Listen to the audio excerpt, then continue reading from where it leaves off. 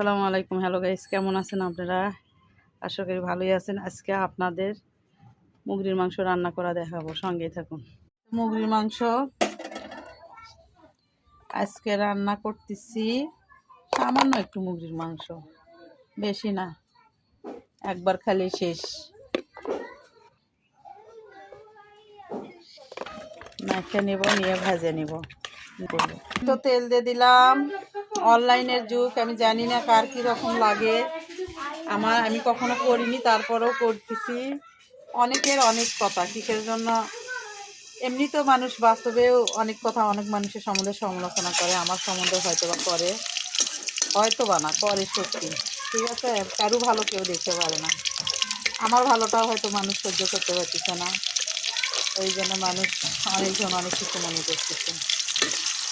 কিছু যায় আসে না, আমার যেটা কাজ আমি সেটাই করতেছি। এই যে তুলে নিলাম,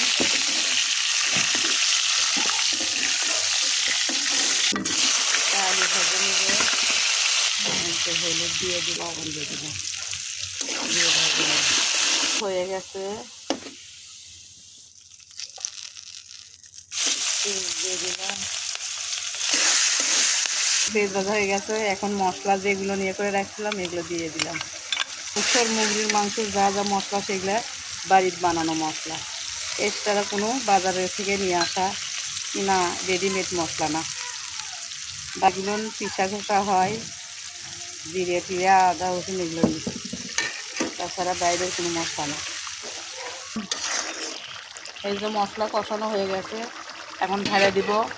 মশলা যত কষাবেন তত মাংসর স্বাদ বেড়ে যাবে। মশলা বেশি করে কষে নেবেন। এই যে এখানে মাংসগুলো দিয়ে দিলাম।